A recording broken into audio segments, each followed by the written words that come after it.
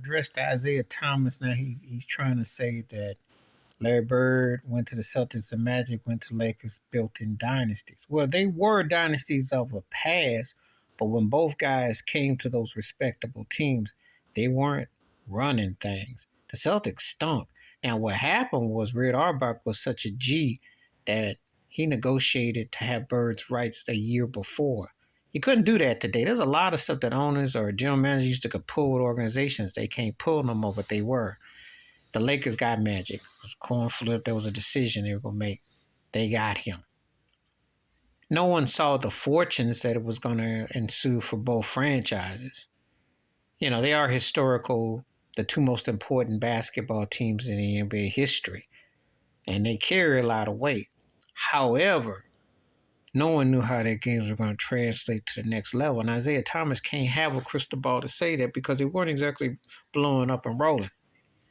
When Larry Bird took over the Celtics, there was not Parrish and McHale there. Now, Cedric Cornbread Maxwell, who did get the MVP against the Rockets in that series, the 6-game series against Moses Malone and Cal Murphy and Robert Reed, and then Mike Dunleavy Sr. and all them, that he won, he had Rick Ruby. Rick Ruby ain't hardly going to be mistaken for Robert Parrish, you know. So you got to get down, understand what Bird was up against. That was a series that Moses Malone said he could get 4 cats from St. Petersburg and beat the Celtics, remember. So there was a lack of respect. Moses came out and said that.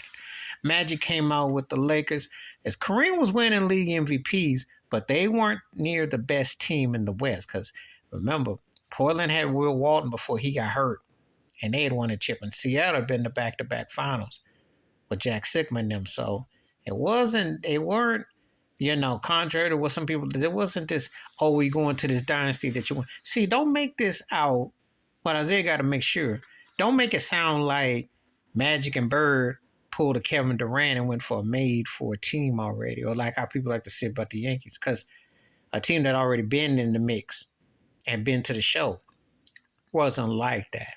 Wasn't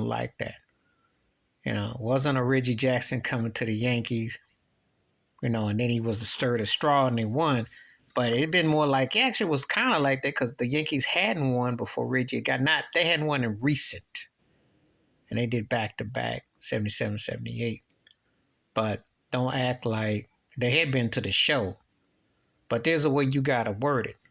Listen, with Isiah Thomas, I think he's the most disrespected superstar, multiple winning player, maybe ever, because he did beat the Celtics prime, relatively peak prime, beat the Lakers, and held the Bulls off. That's a fact. He went to 3 straight finals, and one suspect called in L.A. may have had a 3-peat. Who knows? I still remember when he was hobbling on that game, and he played out his mind.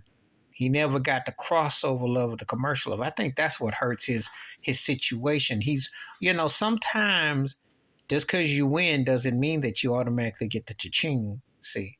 And I think that has definitely messed with him, getting the respect.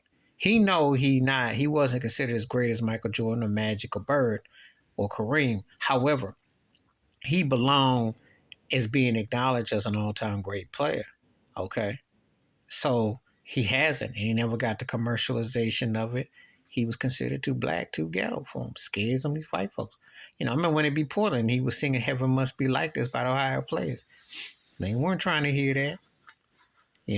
Isiah got hood in him, and they weren't trying to hear that, you see. So there is,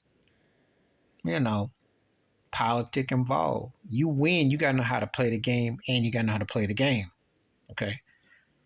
But him coming out saying this, especially when the Celtics didn't get like that, they weren't like that. For crying out loud, when they won their chip, Bird got Bill Fitch thrown out of it, just like Magic got Paul Westhead thrown out of it. Then you enter Pat Riley for the Lakers, and you enter Casey Jones for the Celtics, okay? But it was a whole different. The Norm Nixon got ran out the Lakers to make it Magic's role. Showtime, then they later ended up bringing James Worthy, and they added pieces and parts over the years, just like Bird got McHale and Parrish. But he won before they got there. Same thing before Dennis Johnson got there. So I don't know what Isiah is just talking about, because Isaiah's run was with, he got rid of Adrian Dantley for his homeboy, and oh God, why am I not thinking about him right now? It's gonna come to me, and I'm gonna be past this video, but you know, um, they got Adrian Dantley out there, okay, out of Detroit, couldn't get along, so they shipped it. And Isaiah run initially with Kelly Tripucka, which was fun, but it didn't muster no chips, you know. So Mark Aguirre is who I was trying to think of. And then Adrian Dantley, because Dantley and Isaiah didn't see eye to eye, so they got brought in Mark Aguirre. But the point is, he wrong on this one, because the Celtics were anything but a dynasty when Bird got there, and Magic and the Lakers were anything. You can mad Kareem, but they made a lot of moves, retooled, and started bringing parts over time. They built something. They were builders on a franchise that were successful, but they hadn't been winning. See, you got to tell the truth about it. Don't act like they came to a franchise that was successful, that would like Golden State or just lost the finals. Then you get Kevin Durant and you win the next two and you go next three. Don't tell that story. Tell the truth, because there's a big difference when you put it out there like that, Isaiah. And I do think two things can be right. Two things can be true. He's been, like I said, he's been disrespected, but he was wrong about that. Bird and Magic put their stamp on those franchises. Those franchises were successful in the past tense, but Magic and Bird put that stamp in the modern tense and changed the course of basketball.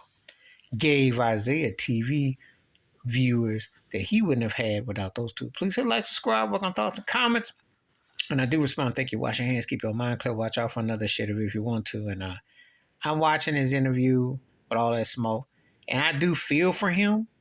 I definitely was a big Isiah Thomas fan, because I think he's, to me, the most important small dude under 6'1" for me. I still take him over Iverson for me. Skill set, what he did as a winner. Because I always said he was a smaller version of Jordan. I always said they had big brother, little brother. I always had that vibe. But what he's saying about Bird and Magic, come on now. Those guys pump life into them organizations. I'm out.